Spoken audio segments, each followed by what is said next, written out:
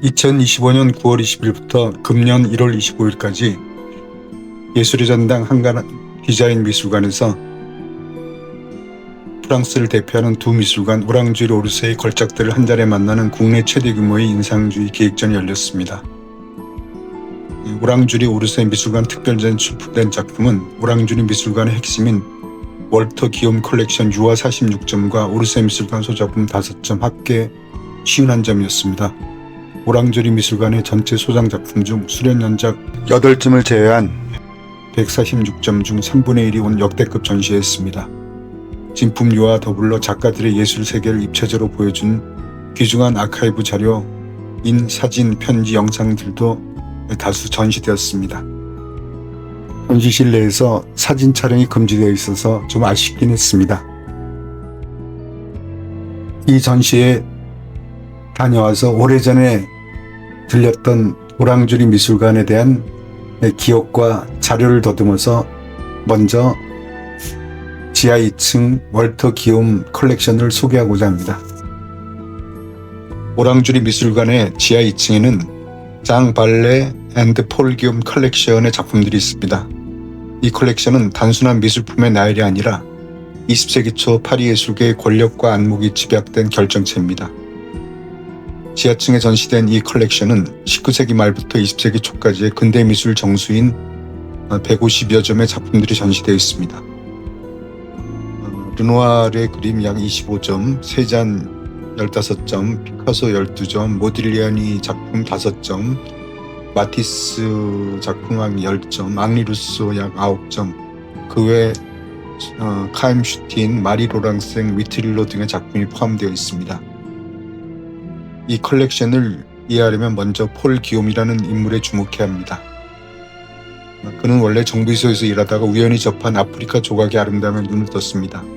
이후 시인 기욤 아폴리네르와 교류하며 당시 무명이던 모딜리아니, 피카소, 수틴 등을 발굴해낸 천재적인 딜러였습니다. 폴 기욤이 42세의 젊은 나이에 요절한 뒤 그의 아내 도메니카는 남편이 모은 방대한 작품을 손에 넣습니다. 이녀는 두 번째 남편인 거부 장발레의 재료를 이용해 컬렉션을 더욱 확장했습니다. 지하 전시실은 2019년 9월부터 2020년 9월까지 약 1년 동안 대규모 리모델링을 통해 폴 기욤의 저택을 모티브로 재구성되었습니다. 지하 전시실의 동선을 최적화하고 작품 보호를 위한 조명 및 공조 시스템을 최신화했습니다. 전시실 곳곳에는 폴 기욤의 생전 모습이나 그가 살던 집의 인테리어 사진들이 함께 배치되어 있습니다. 관람객은 거대한 미술관이 아니라 어느 수집가의 은밀하고 화려한 거실에 초대받은 기분을 느끼게 됩니다. 폴 기욤이 사랑했던 아프리카 원시 조각들도 함께 전시되어 있어 근대 서양 회화들이 아프리카 예술로부터 어떤 시각적 영감을 받았는지 직접 비교해 볼 수 있습니다.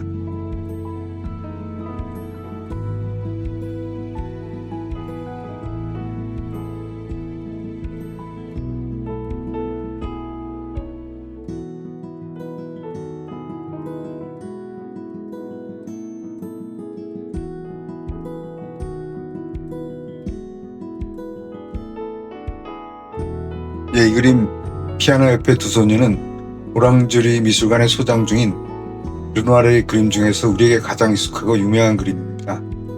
이번 예술의 전당 한가람 디자인 미술관에 전시되었던 작품이었죠. 이 그림 광대 모습의 클로아드 르누아르는 르누아르의 아들입니다.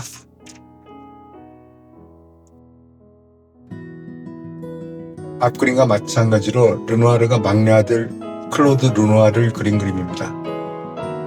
그림 속에서 여자아이처럼 긴 머리를 하고 있는 데에는 당시의 풍습과 르누아르 개인의 예술적 취향이 섞인 흥미로운 이유가 있습니다. 19세기 후반에서 20세기 초반 유럽, 프랑스의 상류층과 중상층 가정에서는 어린 남자의 머리를 자르지 않고 길게 기르거나 드레스 같은 옷을 입히는 풍습이 흔했습니다. 그림 속 주인공들은 르누아르의 친구이자 화가 예술 후원자였던 앙리 르르의 두 딸입니다. 꾸준히 피아노 치는 장면을 넘어 당시 프랑스 상류층의 우아한 가정 문화를 생생하게 담고 있습니다.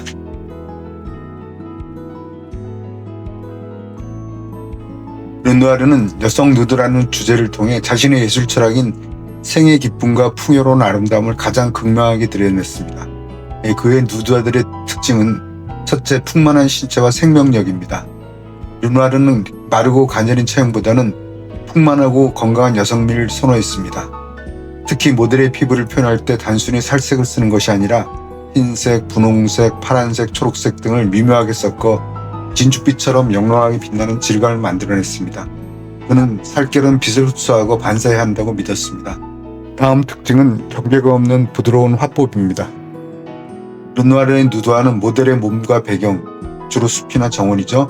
그런 배경의 경계가 뚜렷하지 않습니다. 껍질을 매우 부드럽게 뭉개듯 표현하여 여인의 몸이 마치 자연의 일부처럼 동화된 느낌을 줍니다. 이는 인위적인 포즈보다는 햇살 아래 놓인 자연스러운 생명체를 그리고자 했던 그의 의도입니다. 다음은 고통 없는 낙원, 행복의 상징입니다. 그의 그림에는 슬픔이나 고통, 사회적 비판이 전혀 등장하지 않습니다. 르누아르는 그림이란 즐겁고 유쾌하고 예뻐야 한다는 신념을 가졌습니다.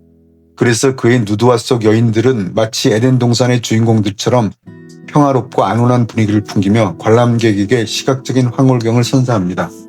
르누아르의 누드화는 당대 비평가들에게 부패한 고기 색깔 같다는 가혹한 혹평을 듣기도 했지만 오늘날에는 인간 신체에 대한 가장 따뜻하고 찬란한 찬사로 여겨집니다.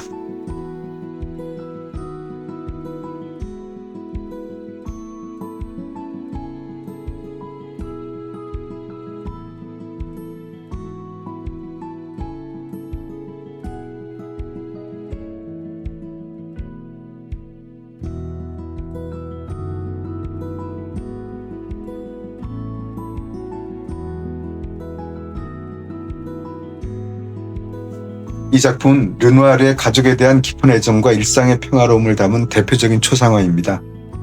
그림 속의 여인은 르누아르의 아내의 친척이자 보모였던 가브리엘 르누아르입니다. 보모 가브리엘이 어린 장 르누아르의 손을 다정하게 잡고 무언가를 보여주거나 놀아주는 순간을 포착했습니다. 두 사람 사이의 정서적 유대감과 아늑한 가정의 분위기가 화면 전체에 흐릅니다. 그녀는 르누아르가 가장 아꼈던 모델 중 한 명이었죠.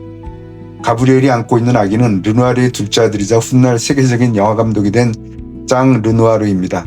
제가 장 르누아르 감독의 예술 영화를 정말 좋아하는데 그가 아기 시절에 그려진 그림이라니 재밌네요.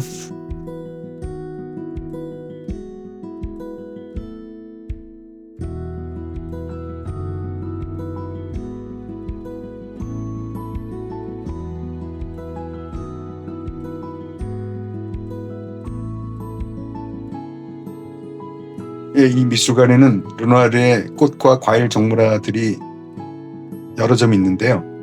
그가 인상주의를 넘어 고전적인 화풍으로 변화하던 시기의 특징을 잘 보여줍니다. 르누아르는 정물화를 그릴 때 단순한 사물 묘사가 아닌 살아있는 생명체와 같은 생동감을 부여했습니다. 붉은 사람, 노란 배, 화려한 꽃들의 색감을 매우 풍부하고 따뜻하게 표현하여 생의 즐거움을 전달합니다. 과일의 표면이나 꽃잎의 질감을 묘사할 때 빛이 반사되는 지점을 섬세하게 처리하여 마치 사물 자체가 안에서부터 빛을 내는 듯한 투명하고 부드러운 느낌을 줍니다. 인물화에서와 마찬가지로 정물화에서도 사물의 둥근 형태와 양감을 강조했습니다. 이는 르누아르가 말년에 이탈리아 여행 등을 통해 고전주의 회화의 견고한 형태에 관심을 가졌던 영향이 반영된 것입니다. 화려하고 거창한 대상이 아니라 우리 주변에서 흔히 볼 수 있는 꽃과 과일을 소재로 택함으로써 일상 속에 숨어있는 소박하고 순수한 아름다움을 극대화했습니다.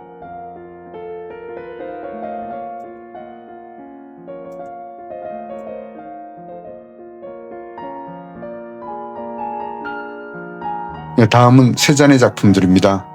앞에 두 점은 세잔이 그의 아내를 그린 그림입니다. 미화하거나 치장하지 않고 어떻게 보면 좀 기괴하게 그린 세잔 특유의 초상화입니다. 모랑주리 미술관에 소장된 세잔의 인물화 정물화는 그가 현대미술의 아버지라고 불리는 이유를 잘 보여줍니다. 세잔은 모델에게 사과처럼 가만히 있으라고 주문하곤 했습니다. 인물의 감정이나 성격을 드러내기보다는 인물을 하나의 조형적 요소나 풍경의 일부로 취급하여 화면의 균형을 맞추는 데 집중했습니다. 인물의 자세나 옷주름 등을 통해 화면 전체에 안정감과 건축적인 견고함을 부여했습니다. 인물함에도 불구하고 마치 조각상과 같은 단단함이 느껴지는 특징입니다. 인물과 배경을 분리된 존재가 아니라 색채와 터치를 통해 유기적으로 연결했습니다. 다음은 세 잔의 꽃이나 과일을 소재로 한 정물화입니다.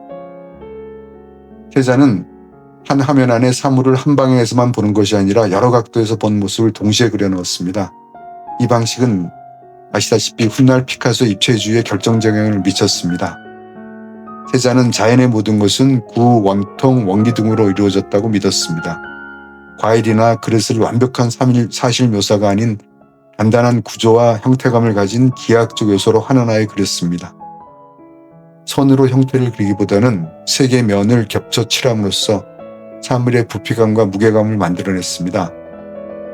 그의 정물화 속 과일들이 돌처럼 묵직해 보이는 바로 그 이유입니다.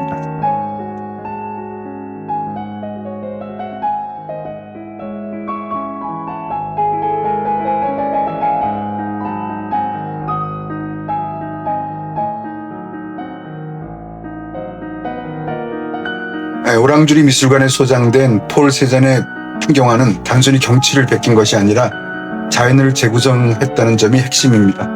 세잔은 자연의 모든 것은 구, 원뿔, 원기 등으로 이루어져 있다고 믿었습니다. 산, 나무, 집을 단순한 사물이 아닌 단단한 입체 도형처럼 표현하여 화면에 견고한 질서를 부여했습니다. 전통적인 명암법 대신 색채의 변환만으로 거리감과 부피감을 만들었습니다. 차가운 색인 푸른색은 뒤로 물러나 보이고 따뜻한 색, 황토색은 앞으로 나와 보이는 성질을 이용해 공간을 구성했습니다. 한 곳에서 바라본 고정된 시점이 아니라 여러 각도에서 본 모습을 한 화면에 담으려 했습니다. 이 때문에 원근법이 파괴된 것처럼 보일 수 있지만 덕분에 캔버스라는 평면 위에 자연의 본질적인 구조가 더 강력하게 드러납니다. 요약하면 눈에 보이는 찰나의 풍경이 아니라 사물의 본질을 찾기 위해 자연을 기하학적으로 설계하고 색채로 조합한 풍경화입니다. 이 그림 풀바디의 전집 식사는 만해의 동명 유명작을 세 잔만의 방식으로 재해석한 그림입니다. 화면 중앙에 나무를 중심으로 인물들이 배치되어 있으며 만해의 그림보다 훨씬 폐쇄적이고 응축된 느낌을 줍니다. 형태가 뭉뚱그려져 있고 붓터치가 투박합니다. 예쁜 묘사보다는 색채의 덩어리를 통해 화면의 구조를 짜는 세잔 특유의 스타일이 드러나기 시작하는 단계입니다. 만해의 도발적인 주제를 이어받으면서도 인물을 풍경의 일부로 편입시키는 세잔의 많은 목욕하는 사람들 시리즈로 가는 징검다리 역할을 했습니다. 이 그림 배와 목욕하는 사람들은 세잔의 목욕 시리즈 중에서도 독특한 구성을 가진 작품입니다. 일반적인 목욕 그림과 달리 배와 낚시하는 사람이 등장하여 일상적인 풍경화의 성격이 강합니다. 인물들이 가로로 길게 배치되어 있으며 배경의 강물과 수평선이 조화를 이루어 평온한 느낌을 줍니다. 인체의 따뜻한 살구색과 강물 하늘의 차가운 푸른색이 대비를 이루며 화면에 생동감을 불어일으킵니다. 인물들의 자세가 배의 직선, 나무의 곡선과 맞물리며 마치 퍼즐처럼 짜맞춰진 구조를 보여줍니다. 이 그림들을 그린 마리 로랑생은 20세기 초 파리 미술계에서 독보적인 위치를 차지했던 여성화가로 당시 유행하던 거친 야수파나 딱딱한 입체퍼 사이에서 황홀한 핑크빛 감성으로 자신만의 세계를 구축했던 화가입니다. 입체파의 소녀나 기욤 아폴리네르의 뮤즈라는 별명이 있습니다. 남성 중심의 화단에서 여성적인 섬세함과 우아함을 극대화하여 독자적인 화풍을 완성한 화가입니다. 오랑주리 미술관에는 그녀의 대표작인 코코 샤넬의 초상 등이 전시되어 있으며 그 특징들은 핑크, 회색, 하늘색 등 부드러운 파스텔 톤을 주로 사용하 안개 속을 보는 듯한 신비로운 몽환적인 분위기를 만듭니다. 각진 형태를 배제하고 흐르는 듯한 유연한 곡선으로 인물과 배경을 처리하여 여성미를 강조합니다. 인물들의 눈을 검고 커다란 아몬드 형태로 그리며 눈동자를 뚜렷하게 그리지 않아 우울하면서도 묘한 매력을 풍깁니다. 인물과 배경의 경계가 명확하지 않고 서로 스며드는 듯한 느낌을 주어 현실 너머의 꿈 같은 장면을 연출하고 있습니다. 이 미술관에는 앙리 마테스의 여인의 초상화 여러 점이 소장되어 있습니다. 인물 자체보다 인물을 둘러싼 배경, 벽지나 카페트 옷감의 화려한 무늬에 집중합니다. 마치 동양의 양탄자 같은 이국적이고 화려한 문양이 화면을 가득 채우는 경우가 많습니다. 사물의 실제 색에 얽매이지 않고 화가의 감정에 따른 강렬하고 과감한 원색을 사용합니다. 색채가 형태를 보조하는 게 아니라 그 자체로 주인공이 됩니다. 입체감이나 원근법을 무시하고 화면을 납작하고 평면적으로 구성하여 마치 한편의 아름다운 디자인이나 장식화처럼 보이게 합니다. 마티스는 예술이 지진 사람에게 안락의자 같은 휴식이 되길 원했습니다. 그래서 그의 여인들은 대개 나른하고 편안한 포즈를 취하고 있으며 전체적으로 밝고 경쾌한 에너지를 주고 있습니다.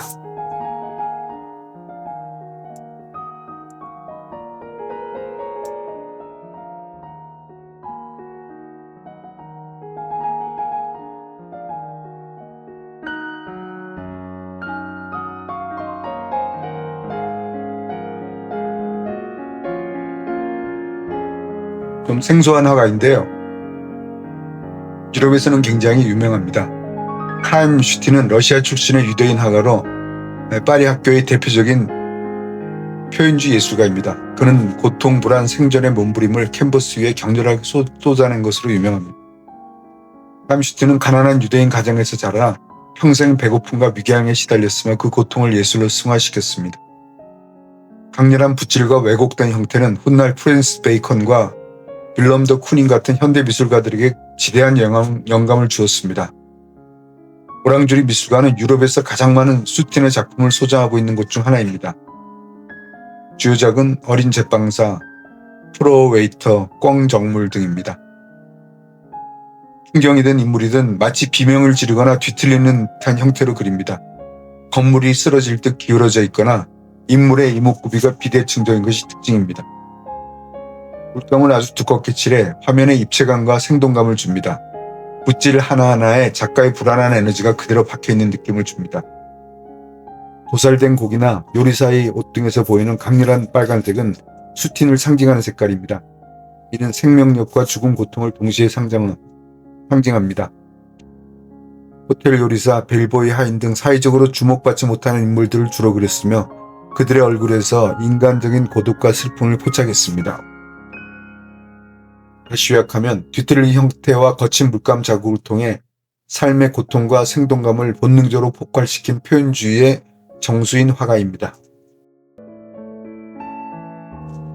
이 미술관에는 모리스 위틀로의 작품 20여 점이 전시되고 있습니다. 모리스 위틀로는 평생 파리의 몽마르트 골목길과 건물을 그려 몽마르트의 화가라는 별명이 있습니다. 알코올 중독과 정신적 방황을 치료하기 위해 화가였던 어머니 수잔 발라통의 권유로 그림을 시작했으며 그의 작품에는 특유의 쓸쓸함과 적막감이 감돕니다. 이는 그의 출생 배경이 사생활하는 데 있는 기인한 것도 있습니다. 흰색 물감에 석고나 모래를 섞어 실제 건물의 거친 벽면 질감을 재현해 백색 시대 작품으로 명성을 얻었습니다. 그는 대부분 파리 외곽의 거리, 교회 낡은 집을 소재로 했습니다. 오랑주리의 위트릴로 전시실에 들어서면 침묵이 느껴집니다. 창문은 닫혀있고 인적은 드물어 화려한 파리 이면의 고요한 진실을 마주하는 기분을 줍니다. 화상 폴 기욤은 위트릴로의 재능을 일찍이 알아보고 그의 작품을 대거 수집했습니다. 독창적인 화풍으로 현대 미술의 문을 연 앙리 루소의 작품들입니다. 이력이 굉장히 특이한데요. 별명이 르 두아니에입니다. 세간원이란 뜻이죠. 파리 시청에서 통일 후 징수원으로 일하며 독학으로 그림을 그린 일요일 화가였기 때문입니다. 정식 미술교육을 받지 않아 원근법이나 해부학적 정확성에서는 벗어나 있지만 대신 어린아이 같은 순수함과 강렬한 상상력으로 자신만의 세계를 구축했습니다. 처음에는 비웃음을 샀지만 피카소와 칸디스키 같은 젊은 예술가들은 그의 파격적인 구도와 신비로운 분위기에 열광하여 그를 현대 미술의 선구자로 인정했습니다. 오랑주리 미술관은 루소의 후원자였던 폴 기욤의 수집 덕분에 그의 세계적인 걸작들을 다수 보유하고 있습니다. 정교한 관찰보다는 작가의 상상력이 더딥혀진 독특한 인물화가 많습니다. 인물들이 마치 종이인형처럼 평면적으로 배치되어 묘한 신비감을 줍니다. 한 그림은 아마데오 모딜리아니의 인물화들입니다. 이탈리아 출신으로 파리 몽파르나스에서 활동했으며 가난과 질병 속에서 짧고 강렬한 삶을 살다간 저주받은 화가의 대명사입니다. 제가 아주 개인적으로 좋아하는 화가인데요. 그는 아프리카의 조각과 고대 예술에서 영감을 받아 대상을 길게 늘어뜨려 자신만의 독창적인 양식을 개척했습니다. 오랑주리 미술관은 그의 후원자이자 친구였던 폴 기욤을 그린 초상화를 포함해 수준 높은 인물화들을 소장하고 있습니다. 얼굴과 목을 기형적일 정도로 길게 늘여 우아하면서도 애수어린 분위기를 자아냅니다. 눈동자를 아예 그리지 않거나 한쪽만 그리는 경우가 많은데요. 이는 인물의 외형보다 내면의 영혼을 바라보려는 의도를 담고 있다고 합니다. 원래 조각가를 꿈꾸었던 만큼 선이 매우 명료하고 단순합니다. 인물의 이목구비를 마치 조각하듯 뚜렷하게 표현하면서도 전체적으로는 평면적인 느낌을 주고 있습니다. 이 미술관에는 피카소의 후기 작품 인물화가 몇 점 있는데요. 1921년에 그려진 주요한 그림들입니다. 이 시기는 피카소의 신고전주의 시대로 불리며 이전의 입체주의와는 완전히 다른 특징을 보입니다. 인물의 몸을 마치 고대 조각상처럼 육중하고 거대하게 묘사합니다. 손과 발, 몸집을 과장되게 크게 그려 화면을 가득 채우는 압도적인 존재감을 줍니다. 격정적인 감정보다는 차분하고 정적인 분위기가 흐릅니다. 그리스 로마 신화 속 인물들처럼 우아하고 정돈된 포즈를 취하고 있는 것이 특징입니다.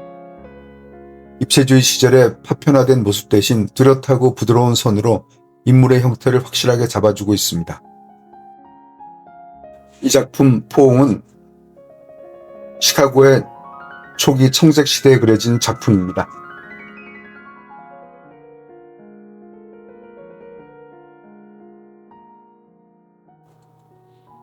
네, 피카소의 전형적인 입체주의적 정물화입니다.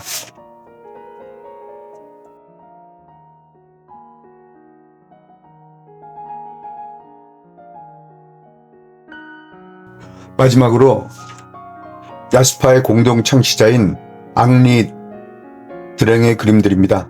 앙리 마티스와 함께 강렬한 원색을 사용하는 야스파를 이끌었습니다. 화려한 색채에 머물지 않고 세잔의 구조적 화법, 입체주의, 나아가 이탈리아 르네상스 등 과거의 고전적 가치를 재해석하며 자신만의 독특한 스타일을 구축한 화가입니다. 오랑주리에는 화상 폴 기욤이 사랑했던 드랭의 전성기 작품들이 모여 있습니다. 이 작품 광대한 음악가 아를레켄과 피에로는 1920년대 피카소와 함께 불었던 신고전주의의 화풍을 보여주는 작품입니다. 인물들이 인형처럼 정지해 있어 묘한 고독감과 초인실적인 불의를 자아내는 앙드레 드랭의 대표작 중 하나입니다.